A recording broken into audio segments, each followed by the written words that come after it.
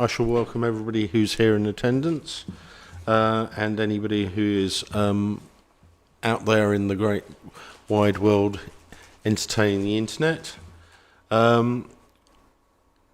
If anybody has any electronic devices, phones, etc., could they place them on mute or turn them off?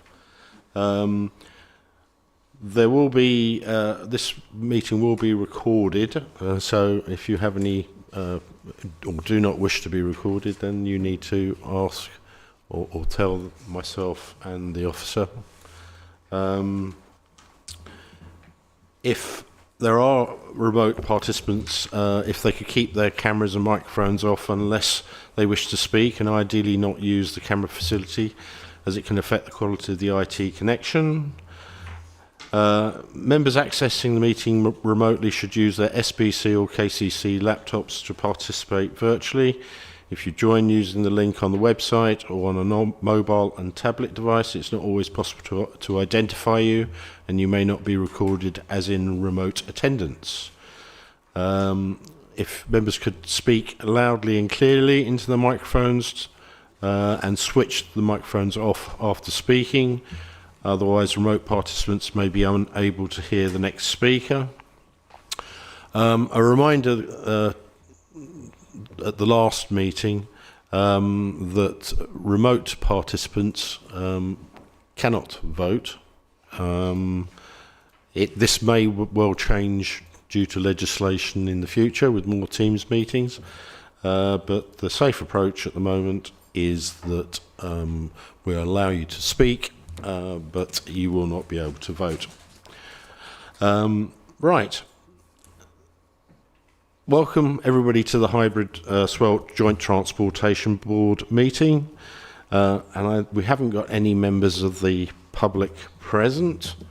There are obviously officers hopefully present. We should have Mike Knowles, who's remote, Daniel Canyon Street from KCC, the Swale Highways Manager, who's also remote.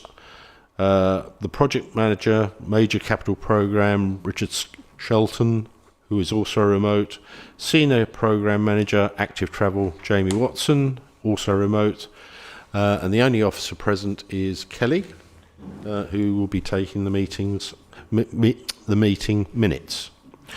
Are there any other officers present or virtually attending? I'll take silence as that there are not. There is no file draw that is planned, and if the alarm sounds, those in attendance should leave via the exits indicated and assemble outside where directed, and that's the car park at the rear of the building. Please do not use the lifts. Are there any apologies for absence and any substitutes? Kelly. Thank you, Chair. So far, we have apologies from Kent County Council, Mr Mike Baldock, Mr Mike Whiting and Mr Rich Lehman. From Swale Borough Council, Councillor Richard Palmer, and his substitute is Councillor Peter MacDonald. And we also have Mr Anthony Hook, Councillor Paul Stephen, and I think Councillor Tony Winklis is also attending remotely. Lovely. Thank you. Now, I presume everybody's seen the minutes from the last meeting. Can I sign them as a true and accurate record? Thank you.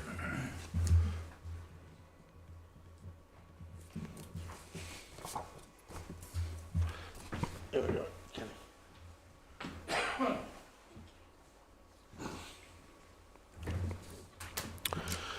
Right. Are there any declarations of interest for the meeting? I'll take silence, and no hands are saying that there are not any interests. Next, item 5 is the public session. There aren't any public speakers, so we shall move on to part 1, reports for the recommendation to Swale Borough Council's Policy and Resources Committee. Item 6, proposed extension to double yellow lines, Attleigh Way, Milton Regis. And I believe Mike Knowles will be introducing this. Mike. Good evening, everyone, and thank you, Chair.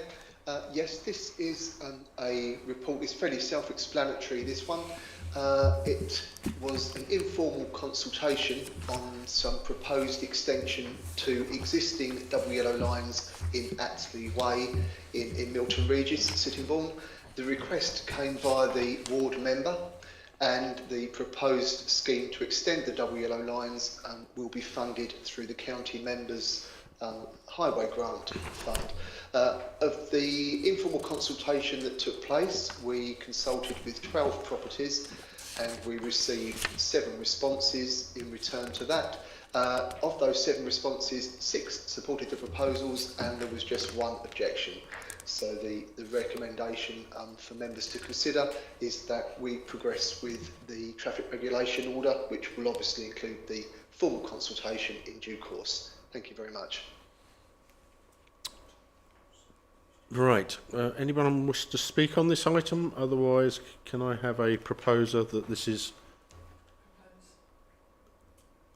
that it is carried forward? Seconder? Yeah, we have a choice there, Kelly. Can I say then that this is approved? I did see that Councillor Winklish was online just now, but he seems to have disappeared. It is his ward, so I didn't know whether he. Kelly, did he have his hand up? No. Well, okay. It's only a minor item, so I think we'll, and I'm sure he would have been supporting it anyway. So that's approved then. Thank you very much. Part 2, reports for recommendation to Kent County Council's Cabinet. Agenda item 7. This is a discussion item, parking in the Marketplace and Court Street, Faversham. You should have had some papers circulated to you, along with mind you, I mean, if you've been a member as long as I have, you would have seen many reports as regards parking one-way systems in Faversham that have been moving forwards and then not moving forwards. The shopkeepers don't like it and the few residents do. I must admit, I've been asked by the area committee, and I think it was the CEO from Swale Borough Council that asked me to have this item placed on the agenda. You would have noted that this has come, this paper, if you've read it, sort of agrees with the way forward. Is there anybody from Faversham that would like to put their hand up and have a? Oh, please. Sorry, I don't know your name. No, that's okay. I'm Hannah Perkin. I'm the councillor for Abbey Ward, and I've been trying to get this on the agenda for about 8 months. So thank you for allowing it. Since the overnight car parking charges have been put in Central Car Park in Faversham, the centre of Faversham has become increasingly problematic for people just parking wherever they want, really. That there was some improvement when Kent County Council agreed to do a consultation and subsequently repainted the lines on Preston Street, having had concerns raised by the fire brigade in terms of accessibility and people double parking on that street. It was quite a massive concern from a safety aspect, and there has been some improvement there. The additional issue is parking on Market Street and Court Street. There is a current parking order which is unable to be enforced due to the wear and tear to the yellow lines. They're just not there anymore. And that has led to people blocking entranceways for the market, for events, for shop deliveries, and there's not really a weekend that goes by now where it is not basically a car park in the centre of Faversham. So there was some discussion about this not being on the agenda whilst the progression of the proposed pedestrianisation of the town centre was being discussed. However, if that goes ahead or doesn't go ahead, that doesn't really solve the issue, because that's during the day and this is the majority of the time in the evening it's a problem. So what I would like there to be is there's some movement forward to look at reconsulting with residents and businesses about putting the yellow lines back in. I understand that previously, I think in 2017, there was a cabinet decision just to let them kind of die out because there was a big hoo-ha about them being put in originally and in the conservation area. But I've been trying to get this on the agenda due to a huge amount of concern from residents and from shopkeepers and from local businesses. So thank you for allowing the discussion to move forward. Kelly, is there anybody got their hand up? Can't see any hands. No? Anybody wish to speak on this item? Yes, Karen. Thank you, Chairman. So, obviously, I mean, I don't live in Faversham, but I used to work in Faversham. I go to Faversham a lot. I've noticed that there have been quite a few posts on Facebook, normally on first thing on a Saturday morning when the market traders are trying to set up and they can't because people have parked their cars, and that affects businesses. It doesn't just affect the shops, it then affects the traders that are trying to make a living and can't because a car is parked there.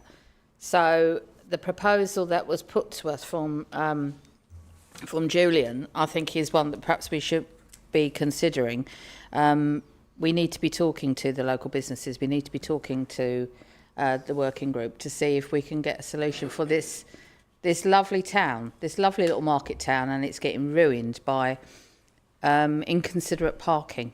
I know we need people to. I know we want to encourage people into our town centres. But I think Faversham is quite a unique town centre, so we need to make sure we get it right. So I think we do need to go out and start talking to people, because it is getting to be a point where the safety will definitely come into account here. Thank you, Chairman. Julian, did you want to? Yes, if I could. I'm hoping that you'll agree to for my proposal to come forward to the board. I think Councillor Perkins already identified some of the issues. I mean, it's about access being blocked. It's also about pedestrians and cafe users in the centre being put at risk with so many vehicles coming in and out of the centre, and it's really spoiling the visual appearance of Faversham Town Centre, which is obviously pretty unique. There are issues with the double yellow lines having disappeared. There are issues with a lack of enforcement of the parking regulations that are in place, and there's an absence at the moment of controls on cars moving into the centre, which shouldn't be happening. And obviously it's the problems are underpinned by the fact that the borough and the county council haven't been able to move forward with the town centre road closure proposals, which we all agreed 2 years ago. I appreciate why there are problems and that we're in a very difficult financial environment, but I think we're now at a stage where we need to kind of start looking at the problems and seeing if we can find a sensible way forward, because I think things have moved forward. The nature of the marketplace is changing. The banks have all disappeared from there, so it's ceasing to be an area for services, and it's more increasingly an area that's used for outdoor hospitality. So I think we need to take notice of that. We need to take notice of this massive increase in parking that's going on, and we also need to take notice of the fact that the town's neighbourhood plan has just passed, and it makes a very strong commitment to a walking environment. So the town council at a meeting a few weeks ago agreed to set up a working group really to liaise with residents and businesses, but also to talk to the borough. And what I'm proposing really is what we discussed at our meeting. And as I say, I do realise it's difficult. I know Councillor Perkin knows it's difficult as well, but I think we need to start having a dialogue and seeing if we can find a way of moving the logjam forward. I know it's, you know, there've been these issues. I know someone who stood for the council in the 1960s on a platform of sorting these problems out.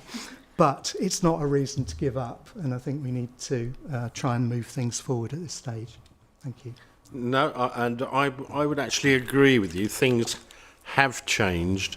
Certainly, Faversham is changing probably now more rapidly than it has done ever in the past, with a number of properties that are being built around the southeast, and the pressures that puts on the centre of the town.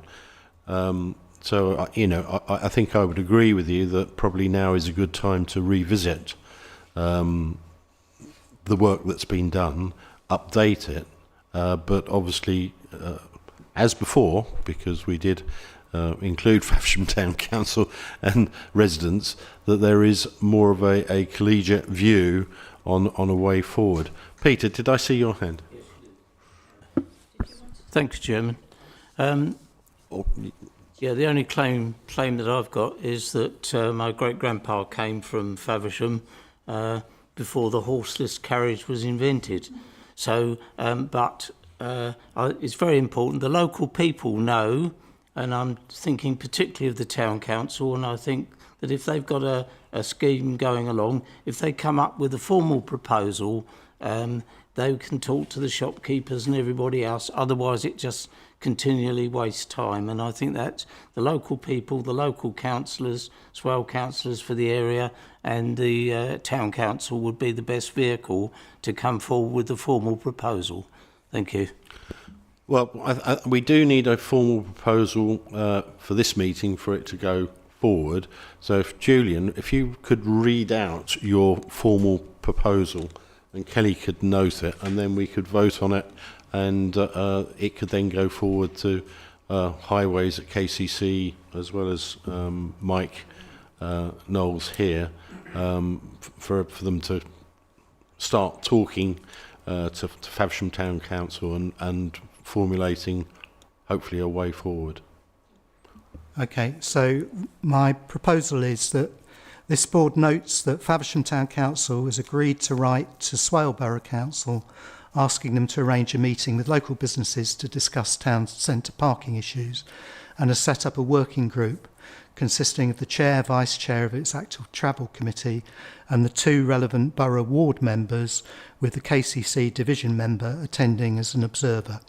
This is to represent its views to SBC about town centre parking and to gain greater understanding of Swale's plans for pedestrianisation. It recommends that Swale and Kent County Council actively engage with this working group in order to find an effective solution to the parking problems in the Marketplace and Court Street, and an effective way forward to implement the recommendation of the December 2022 JTB meeting to proceed with Faversham Town Centre road closures. That is basically what it is on the... Yeah, no, that's true. That's true. There would be people listening that haven't got this out on the internet. So I have a proposer. Who is going to second? Alistair? Yeah, that's fine. Right, all those in favour of the proposal? Yeah. Mike, are you abstaining? Yeah. Okay, that's passed.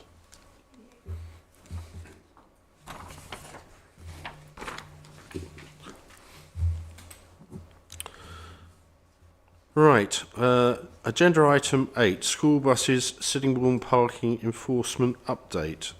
The Western Area Committee requested that Swale Borough the Swale JTB consider the following. Noted that there are instances of buses parking in double yellow lines outside the school in Sittingbourne area, parking around the junctions and obstructing the view of the road. I presume this is predominantly Bell Road, in between Falston, Highstead and Borden Grammar. That is the predominantly the place where this happens within my division. And then they move off and then park in Remembrance Avenue and do the same again for another pickup. Certainly the other schools aren't quite as bad now. Adelaide Drive is now has its dedicated bus stops. So I presume, having not attended the Western Area Committee, that we are just talking about Bell Road and probably Remembrance Avenue. Simon. Yeah, thank you, Chair. Obviously, I didn't attend the Western Area Committee, but yes, as you rightly intimate, Adelaide Drive now isn't so much of a problem. It's slightly heavier now because of that new island that was put in at the junction of Adelaide Drive and London Road, but they still managed to park fairly okay. But yeah, you are right. It is. It does just fall within my ward, the Bell Road parking zone. I have spoken to parking in the past, and I did speak. I believe it must have been quite some time ago to Mr. Knowles with regards to it, and there were parking attendants attending when the buses were there. And any that were parked on double yellow lines or opposite the junction of Highstead Road and Bell Road, they were moving them on. But I'm not sure of how many days a week or how many times they visit there now. But it varies. Sometimes it's not too bad, and other times you can have 10 or a dozen buses there, it seems. And they're parking right from the cemetery right the way down. They just about leave enough room to get round those two central islands in Bell Road. Probably if you were coming up there in an articulated truck or a big tractor, you'd probably have no hope. No hope. Yeah. So yeah, it does need something looking at, and if we could get some sort of formal schedule for the parking wardens to attend, that would be, I think, the best solution. And then they could just move them on, and they'd have to drive round the block. But I do seem to recall, and no one can actually give me the details, when it wouldn't affect Highstead School so much, but when Falston Manor many years ago applied for an extension or a new building on their site, I'm sure that under the planning conditions, it was agreed. One of the conditions was that the buses actually park like they do at the Sittingbourne School on Falston Manor's property, but I can't find the condition on the planning approval. So whether it didn't get put in or not, but I do remember that. So obviously if Falston aren't prepared to let the buses park on there, that's, I suppose, their prerogative. But yeah, if we could get some sort of formal schedule for the parking attendants to go up there and move them on. I mean, obviously it does fall within my division, and it's been a constant issue ever since I became the Kent County Councillor for the area.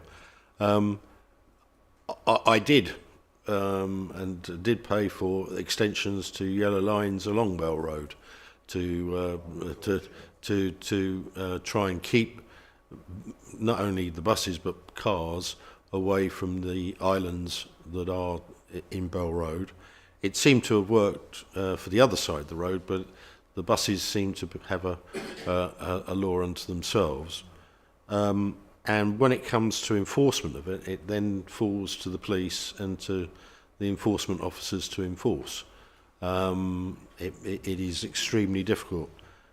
You're quite right. At some stages, I've seen vehicles parked in Folkestone School in their sort of furthest car park stroke playing field. I don't think I've ever seen anybody using it as a playground, to be honest with you. It seems to be either just an empty tarmac space or with a few cars. But one of the reasons I did get from the headmaster was that obviously it's Folkestone. They don't encourage children from other schools to go onto their site, one. And so that was a reason why they didn't particularly like it, because of insurance and security and safety, etc. And there are children that do come from Borden, well, all three schools, Borden, Highstead and Folkestone, that actually walk to Bell Road. It's the middle point to collect and get on the bus. So it is a very difficult one to solve, unless enforcement is or makes the buses turn up in a orderly fashion. It may be staggered. I've even talked about staggered release but that's very difficult with three schools to actually try and do that. So yeah, it is a issue. I noticed I've got Paul Stevens, I believe, with a hand up. Am I correct, Paul? Yes, that's correct, John. Thanks very much. Yeah, this is my ward, and I'm fully aware of the situation down there. The unfortunate thing is that the buses turn up far too early in the afternoons to pick the children up, and they could be there for between half hour, 3/4 of an hour sometimes, prior to the children turning out from school. And as you say, you kindly got the double yellow lines put on the other side of the road, but I've experienced several times coming up from Sittingbourne High Street up Bell Road at that time. If all those cars are parked on the left-hand side there, you're in a situation where you're committed. Once you've actually got alongside them, you can't see around the bend, and invariably there's cars coming the other way, and it does put it down to almost like a single lane. And this is very dangerous, especially if children are crossing to get to the buses, because they've all got to cross the road to get to the buses. And as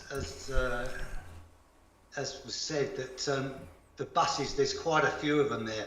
I don't know if there's ever been 10 or 12, but I know there's 6 or 7 at one time, and they're stretched out all along the side and entrance to the cemetery, on double yellow lines, on the pavement, and they are causing an obstruction. If it was a car there, then they would be ticketed straight away. And I do sympathise with the schools in respect of they've got to get their children in and out, but it's getting worse. And as you were saying, John, that there is room in Folkestone Manor School, in that what was a playground or tennis court or whatever, and there is a link between Highstead and Folkestone Manor School, whereby children could access the buses off-road. This would solve a lot of problems and reduce the risk of children getting injured whilst trying to get to either their bus home or alighting the bus to start school. It's getting to the stage where something may happen, and God forbid anything happening there like that. I fear for the children and for the drivers of cars passing and using that part of the road for that period of time. We need to do something about it. I think a little bit more pressure on the schools to realise that their duty of care for their children is not just whilst in their school, but on their way to the school and going home from school. And it's a simple solution: get the buses off the road, or get them there staggered, or make sure they're not there for long periods of time.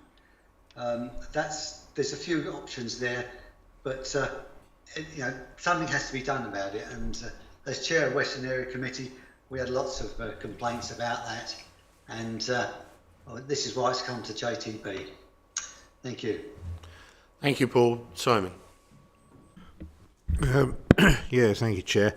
Just briefly, I did, both myself and Councillor Cheeseman scheduled a meeting with the CEO of Travel Masters on 2 occasions, but on both occasions he failed to turn up without notice, and he's stopped answering my emails now.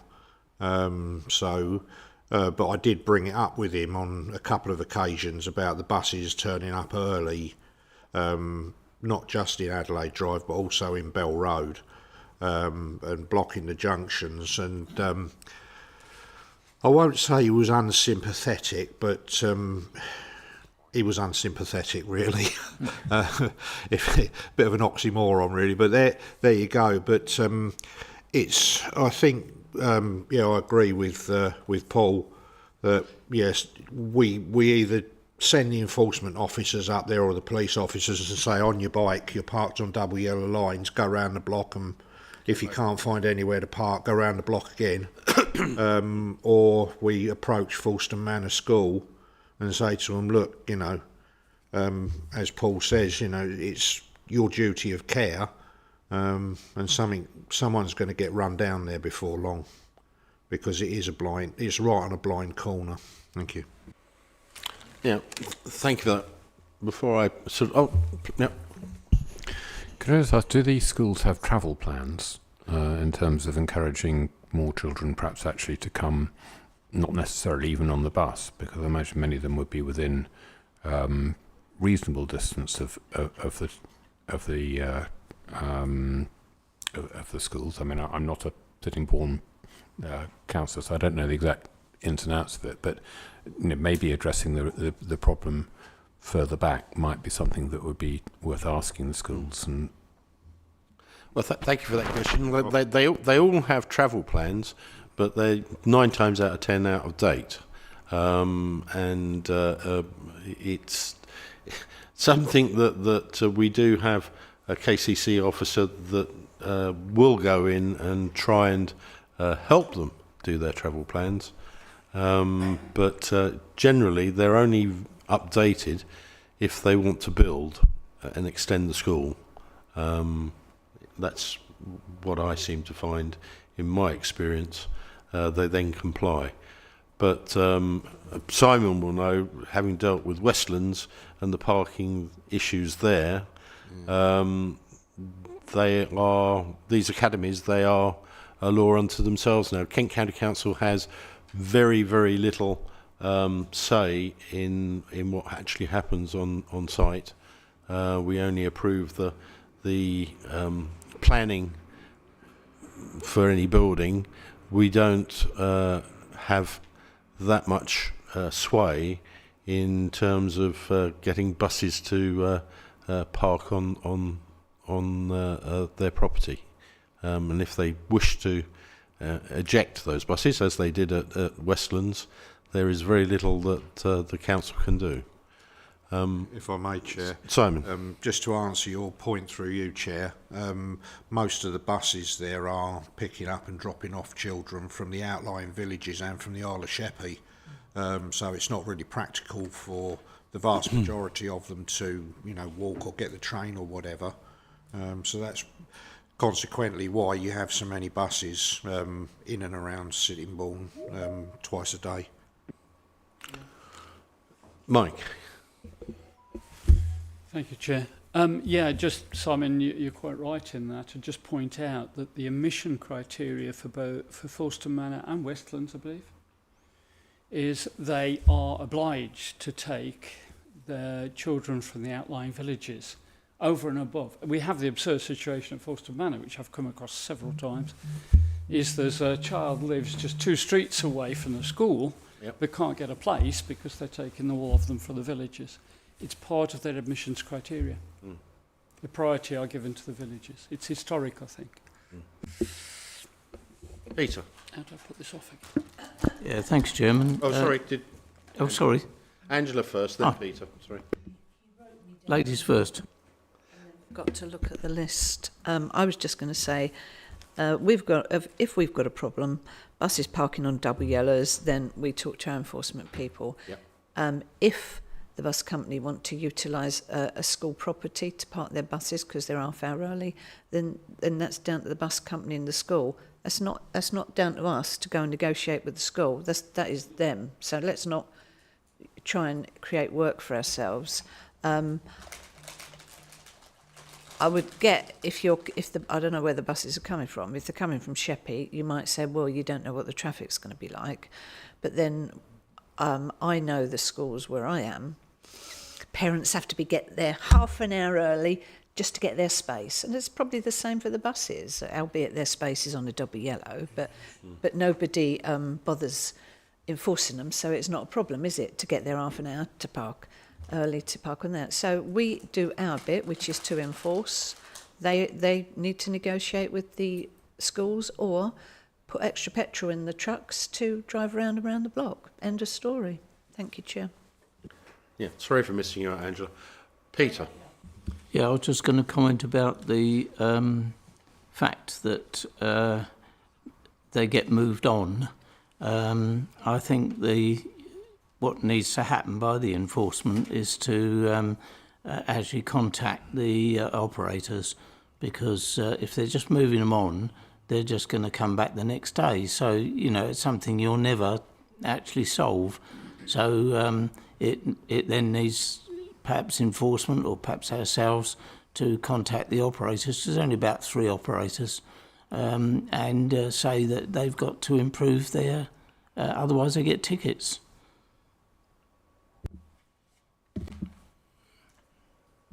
I think the only way forward, I mean, obviously it's in my division. I'm not aware of any serious accidents that have happened there. I'm aware of many minor knocks and scrapes, but that doesn't really appear on the stats in terms of being a major problem.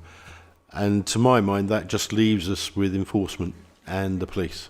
So the only thing I can do is write, or have the officer write to our enforcement team here at Swale Borough Council and to the police to hopefully up their game. Would members agree with that? Yeah. Chair, 2 more speakers, Councillor Worcester and then Councillor Stephen. Oh, right. Sorry about that, gentlemen. Councillor Worcester.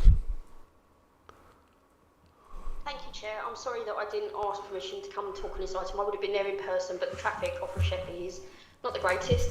I just wanted to add, the bus company is based in my ward in Sheerness, and I would wonder if there is something else that we could do in terms of approaching KCC for the school, Falston Manor, to ask if there is any funding around helping them improve that area, because I agree, I think that's a really good idea that Falston does have the space for a turnaround area for buses, much like the secondaries on Sheppey, but I wonder if they need a little help with funding in terms of trying to produce an in-house solution for it. And I just wanted to not speak up for the bus company, obviously, but I will just say that sometimes the traffic situation in Sittingbourne does preclude those buses coming back to the island. Otherwise, they will never make it for coming back for the school pickup at the end of the day. So it's a real practical problem, but I don't think they're alone in that. And thank you very much for the councillors that have brought up the fact that those buses do service a number of island children, and they are really the only way that those children can have access to different education that is not available on Sheppey. Thank you, Chair.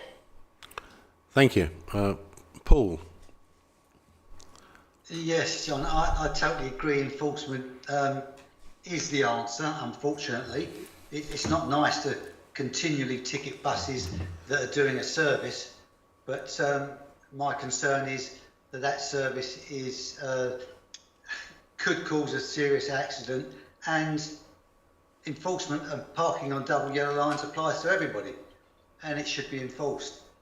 Maybe that will push them into negotiations with the school for finding access on their properties and prevent this. It'll soon hit the bus companies in the pocket if we keep enforcing and ticketing them. I don't like the idea, and I think it's not the best way, but if, as they've ignored Simon's emails and don't want to talk or discuss it, then we have no other option. And I think we should go ahead with ensuring that the enforcement is there every day. And we'll see what happens from there. Thank you. No others, are there? Now, I did put forward a solution to write to the enforcement team and to the police. I did get support. Is that still there after those last two speakers? Yeah. It is. Okay. Anybody? They all agreed. Simon's agreed to it. Right. Agenda item 9, quiet lanes. Now, this item was brought forward by Jeff Tutt, not Tough. There's the. So, Jeff, would you like to introduce this item? I know we've had a little bit of a email backwards and forwards, and there is obviously a note here from Jamie as well. Lovely, thank you, Chairman. Yes, this has come forward. We have had several people in and around Bolton and Courtenay asking us if we could look at some solutions to issues.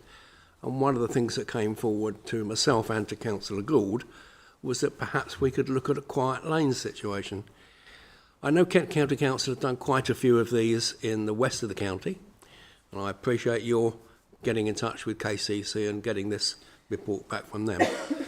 But this was really just meant to be an opener to say, has anybody else had issues, or have anybody else like to have people coming forward? So just to bring it into the JTB to get some work with KCC and ourselves, because I heard something only last week that the number of incidents, deaths, whatever, between rural and urban, there's many more accidents, etc., in the rural areas than there are in the urban.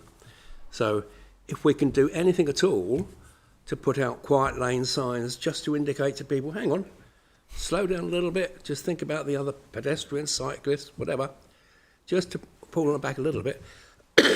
In the towns, we've got 20 mile an hour everywhere, but in the country, it's all national speed limit. So just to slow people down a little bit, it's like the flashing signs you see. They don't work all of the time, but every now and again they just go, oh, I'll slow down a bit. And the same with quiet lanes. If we can achieve that with just a few signs, it would be a big step forward. So it was really just to bring it forward, see if anybody else has got any issues, anybody else would like to get involved in this situation. Thank you. Can I ask whether Jamie Watson, who is present, would like to just say a few words before I take Elliot, Councillor Harrison and Peter MacDonald? Hello, Chair. You hear me okay? Yes. I don't really have too much more other than the report I did a couple of years ago and circulated it to this Joint Transportation Board.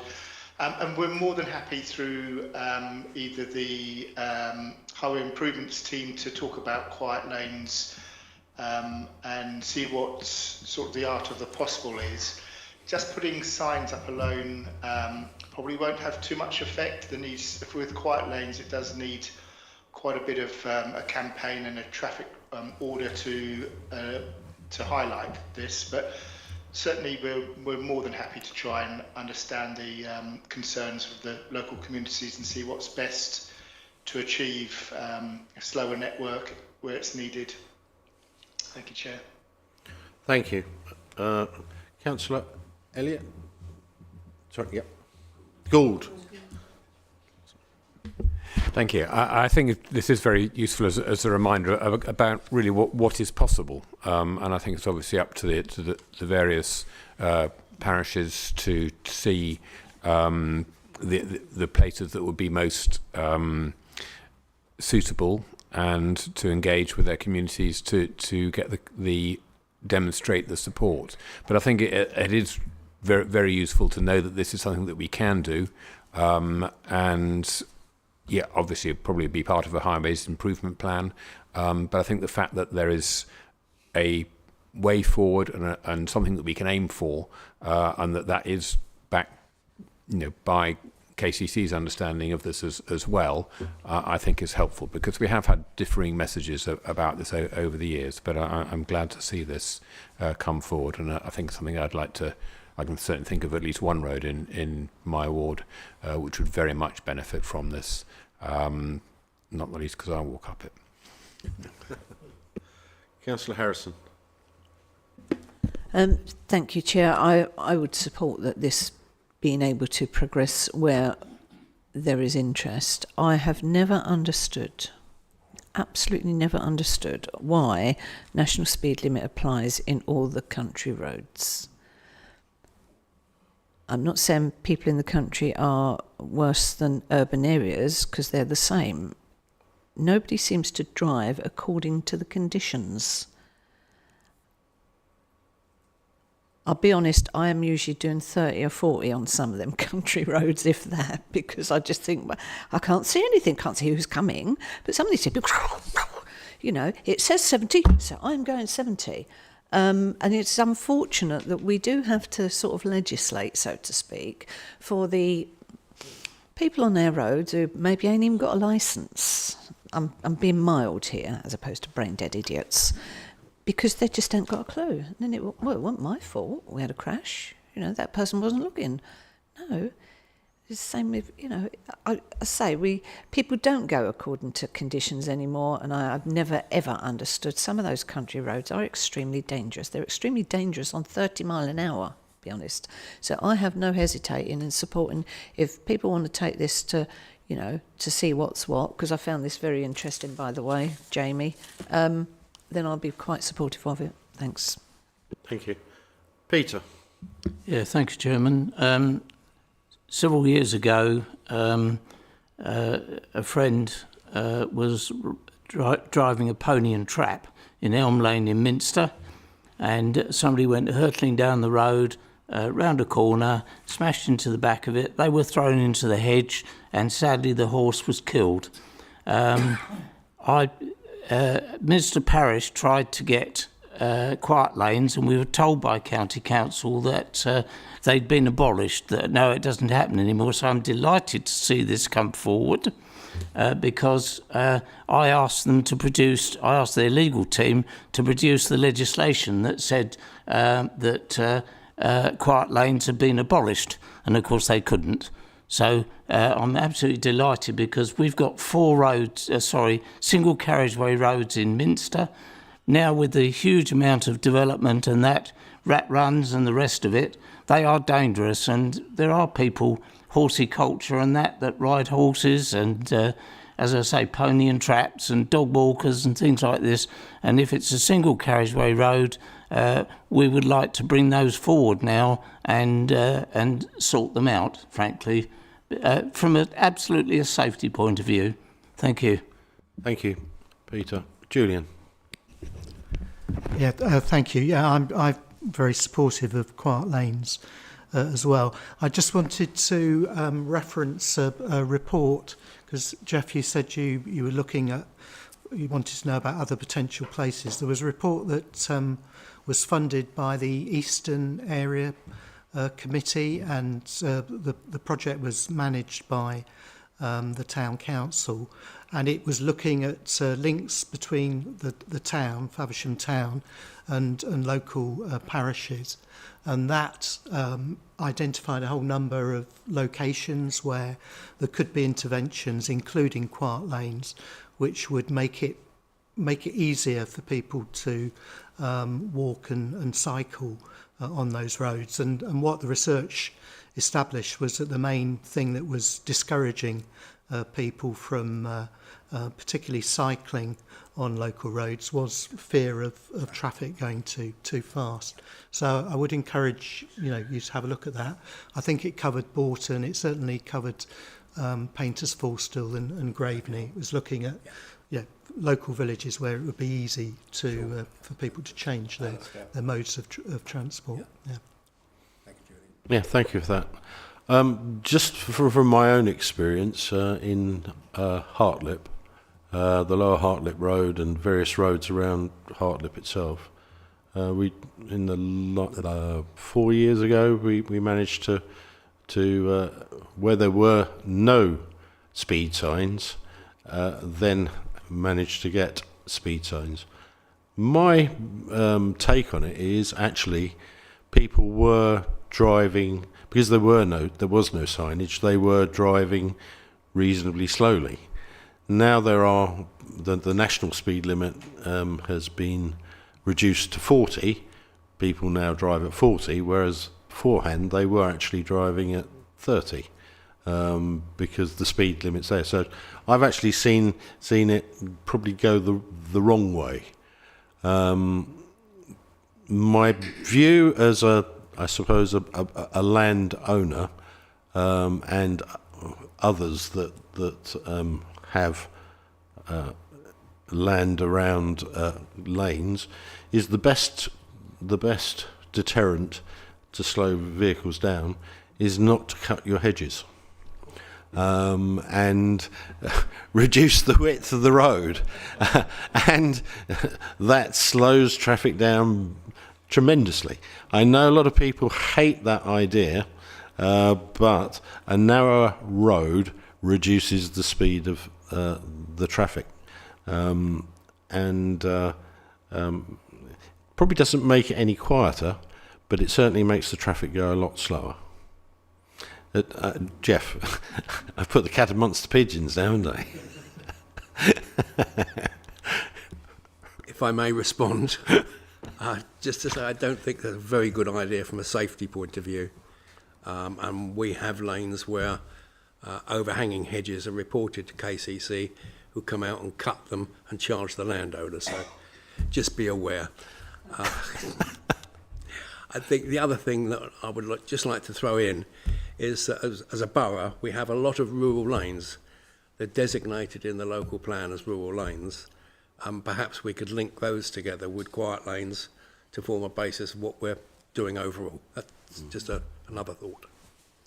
Yeah, one of my bone of contentions has also been where you do cut the hedges, when I do cut the hedges, that actually the traffic does squeeze past itself, but then it makes the road a little bit wider, and you end up with potholes either side of the road, and then after a while you end up with a lay-by on your land, and the road gets wider and wider. It doesn't become a quiet lane by becoming a motorway. I'll leave it there. But we are a bit more tolerant in the rural areas, John. Sorry? We are a bit more tolerant in the rural areas. Well, I'm very tolerant. Paul? Yeah, thanks, John. I've experienced some of these country lanes. I've done a lot of cycling in the areas in Swale, and quiet lanes are absolutely fantastic. But speed limits, I find it astonishing that anybody should be doing over 30 mile an hour in a country lane anyway. Even going down Detning Hill, it says 50 mile an hour speed limit. I couldn't do 50 mile an hour going down Detning Hill. I've tried it. It's frightening. You know, I think we need to look at the speed limits in certain parts of Swale. And as for overgrown hedges, John, it's a great idea. It saves you a lot of money, I suppose. But when you're on a push bike and you've got a car coming the other way, I don't like diving into the bushes. and I'm sure pedestrians wouldn't want to do the same. I think we should look at this quiet lanes as one of the things that we should try and establish in the whole of Swale. It would make life safer. And it's not those that live in the country that drive like lunatics, it's those experiencing the countryside that want to go, or young kids. I've seen it so many times, and I've had to move into the bushes, I tell you, on a bike when the cars have come the opposite way. But having said that, there's been some really good car drivers that will give way to cyclists. And I think we should look at this seriously and make every effort to adopt these quiet lanes in as many places as we can. Thank you. Thank you. Right, I don't think I have, or just do, I've got Anthony Hook. Anthony. Thanks, Chairman. I really strongly agree with the points been made about speed limits, because there is this historic point that the default is 50 unless there's a street light system which makes the default 30. And I thought the point made by one of the councillors earlier on that people are meant to drive to the road conditions was right, but in reality nowadays people don't. And I think a lot of people treat the speed limit as a guideline, and unfortunately they need to exercise more judgment, but we have to deal with drivers as they are, not as we'd like them to be. So I think a thing to do, which a lot of people have said is going to be right, is to reduce the limit, probably down to 30 on many of these roads. But I just wanted to ask the officers' advice on what are the other things other than changing speed limits we could do that would actually make the most impact, whether that's signage or something else. Thank you, Anthony. Right, I have no other speakers that I'm aware of. Can I mean, obviously this was a discussion item. Can we, and I know Jamie has been listening quite intently to what has been said, and I suppose in his note it says, at present Active Travel England are working on rural guidance which is likely to include quiet lanes, but at present he's not aware of when this is likely to be published. Can we ask then that Jamie, obviously, if he gets involved with this, that what we've said is fed back into that consultation?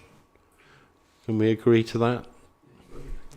And then, obviously, when it is agreed, can officers at KCC make us aware of what has been decided? Thank you. Okay. Excellent. Right, item 10, automatic number plate recognition cameras. Now, this has been something that's been flagged up before. KCC now has the powers to place APNR cameras to enforce moving traffic violations.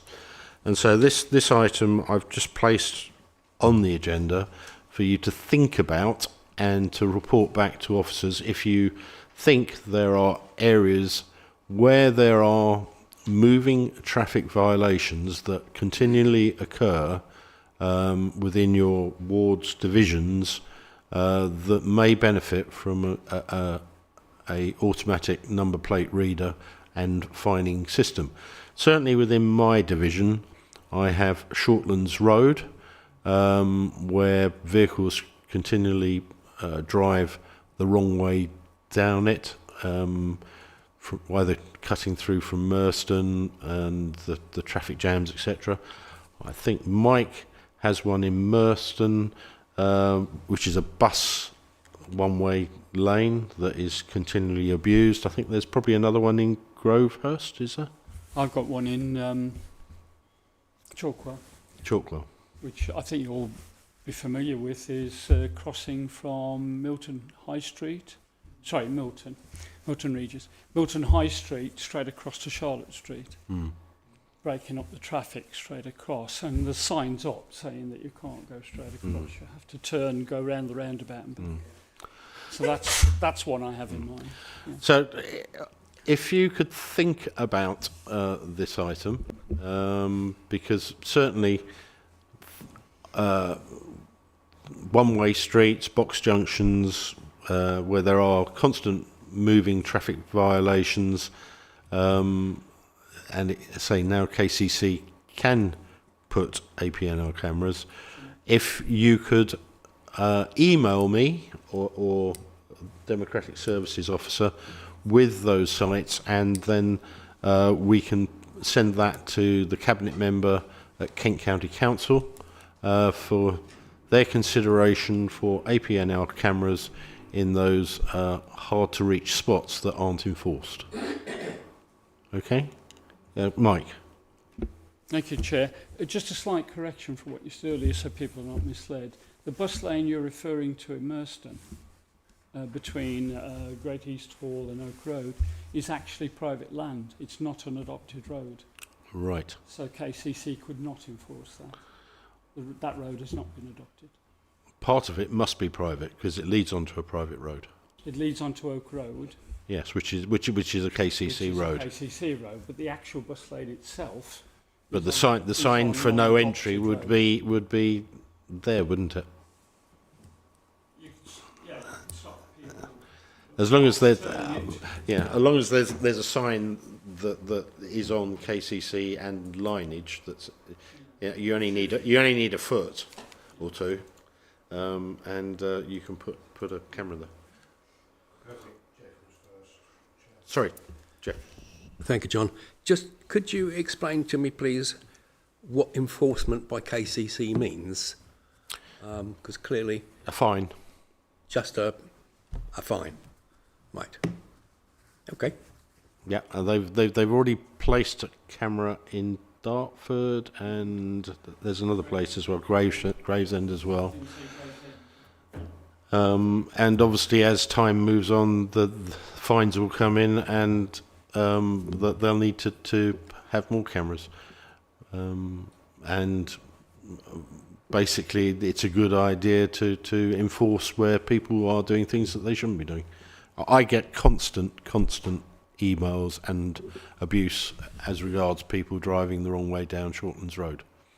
I have done everything I possibly can, improved signage, you name it, police, with cameras, everything, and they still do it. You know, enough's enough.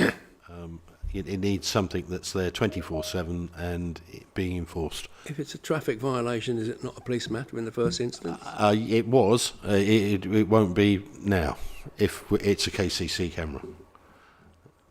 They have the same powers as the police. Yeah. We now have the same powers as the police. Yeah, thank you, Chair. Yeah, I can quite concur with Shortlands Road. I mean, that was a problem when I was first councillor there in 2002, and it hasn't improved ever since. You know, Councillor Haywood and myself, we were constantly raising that issue, as I'm sure Councillor Watson and Councillor and Tim, the leader, are. Councillor Gibson. Yeah, I know what you're talking about at the bottom of Milton Hill there, Mike. Yeah, you can go from Milton Hill straight across. Yes, you can, into Charlotte Street. But if you come down Charlotte Street, you can't turn right. And they still do. No. There are no signs there to say that you can't go straight across. Because I was down there the other The signage day. does have to be correct before. But anyway, yeah. But anyway, and the other one is this box junction right outside the building there. Yeah, they that park is in it all the screaming time. out for a, They park in it all the time. I know. I have great sympathy with people on this one because these lights and the three-way coming in. I mean, it's a mess. Sometimes you'll never get down Cranky Lane if you don't force yourself through the box. But then they'd have to change. KCC would then have to change the phasing. Yes, that's the way of it. Anyway, yes, Councillor Gould. Is there Faversham's included as well. don't represent Faversham.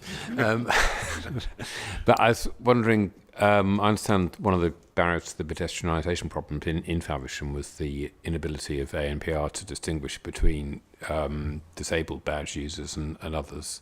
Is that still the case, that is the that it can't do that? I believe a moving traffic violation is and that's the key. It's not a parking violation; it's a moving violation. If access so that would apply to disabled badge holders as well. Yes. Yeah, thank you, Chairman. Most of my post bag is all about Shortlands, so it is the bane of my life. So this is a great idea, but would we get some feedback to this working group about how successful the ones that are up have been? Because I think that would be quite interesting, because obviously we have, and I know you've had them, the residents of Shortlands Road, complaining about, and it is, I mean, it's ridiculous going the wrong way down the one-way street and then going, well, I didn't know. Okay. But if we've got something we can take back to our residents going, this is what we've done, this is the success we've had, and then we can pass that on to our colleagues and go, look, this is working. If you can think of anywhere, go to John and he will sort it out for you. No, I'm not going to sort it out. Go to John and he will put it forward. So I think we've got to start taking ownership. We can't just leave it. No, I've asked everybody, and even that. councillors that aren't here, to come forward with areas that are constantly being abused by drivers that constitute a moving traffic violation, and that would be within box junctions where there are cross hatchings, one-way streets, etc. So would we be able to get a report back to this committee on how successful it has been, though? Obviously, but if somebody's caught, they get fined. Yeah, but it would be interesting to know how many people have been caught. I am aware that there is one town, and I forget which one it is now, but because it's so difficult to get round the town, I think it's Oxford or somewhere like that, that where they have these APNR cameras, the only people that disregard them and still pay the fines are white van men, Amazon, because it's still cheaper in terms of time to cut through and save time and pay the fine. But apart from that, Mr. General Public generally doesn't like a fine. The data will be available. Yes. Yeah, I was at KCC Highways parish seminar last week, and they were talking about the trial, and I think it was in Dover. They'd introduced it in a bus lane, and I think they'd been able to find 50 residents during the first week, and during the second week there were no fines because everyone had got the message. So I think they can be quite effective. Oh, right. Yes, Derek. Thank you, Chair. Shortlands Lane. I'm chair of the licensing committee, and we've had a few taxi drivers who've actually been caught by people who live in the street videoing him, and then of course they come before us because they've got points on it. So even taxi drivers are doing the school run with young children in. So it's something that needs to be done as soon as possible. Thank you, Chair. Thank you. Angela. And then we'll move on. So we feed the names of streets to you? Yeah, and if you could just specifically outline the moving traffic violation and area that would need to be covered, because officers could then go straight and have a look. For here, Simon's quite right. The box junction here is an ideal spot. Shortlands Road's an ideal spot. Milton's an ideal spot. But I'm sure there's plenty of places in Sheerness that I don't know about. Box junctions and... No, I'm just thinking of one-way streets that have been one-way streets for at least 10 years, and they've got the signs up, but because you're one of these Put them, name them, name them, and we'll send the list to Neil Baker and KCC officers for consideration for APNR. They will have to do some research and make sure that all the appropriate signage is there, etc. And then they'll hopefully go into the long list. Good. Yes, Simon. Thank you, Chair. Just briefly, through you for Councillor Dendor, I've just looked on Google Earth. Coming down Milton Hill, there are no right turn signs, but there is nothing to say you can't go straight across into Charlotte Street. Lovely. Okay, thank you. Right, moving on then. Part 3. Now, these are information items. Updates from Kent County Council. And we have, speaking tonight, now, I presume we have an officer to just give us an update on Grovehurst Road roundabout and Key Street roundabout.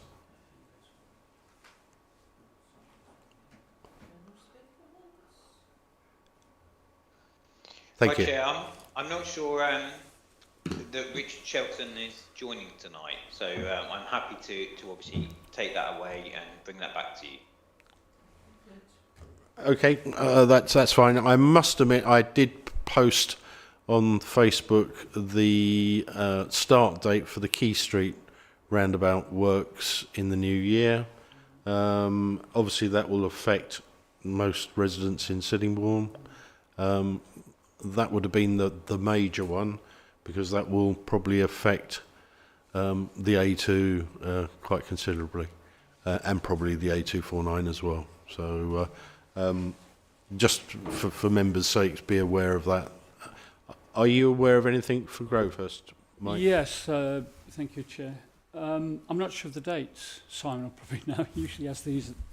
But they're closing that slip road down in December at some stage, the northern slip road down from Highway. They're closing it again. I don't know if everybody's aware of that. Yeah. For a time, yeah. So people will have to go round Sheppey Way and down the other side. That's the only one I'm aware of that's immediate. Okay.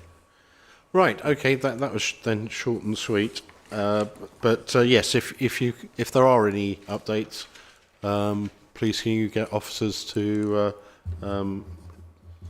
email them to Democratic Services or to all the councillors so that they're aware of any items that affect Key Street, Stroke, A249, Grovehurst, etc. Thank you very much for that. Right, the next item is item 12, Highway Works Programme. Now this is for information. I presume everybody has read through it. If you do have an issue with any of the items, please contact the officer. If you contact the officer and you don't get a response that is either good enough or you don't get a response, then please bring it back to the JTB, and then through the JTB we will then ask for a formal response for you. But that is the way I'm going to deal with that, because otherwise it's all local issues. And the same with the progress update report, etc. And I aim to take that in the same vein, that it's for information only, and I presume you've read it. So, moving on from that, agenda item 15, the date of the next meeting, which will be the 3rd of March 2025. Happy New Year, everybody. And that's it. Thank you for everybody attending online.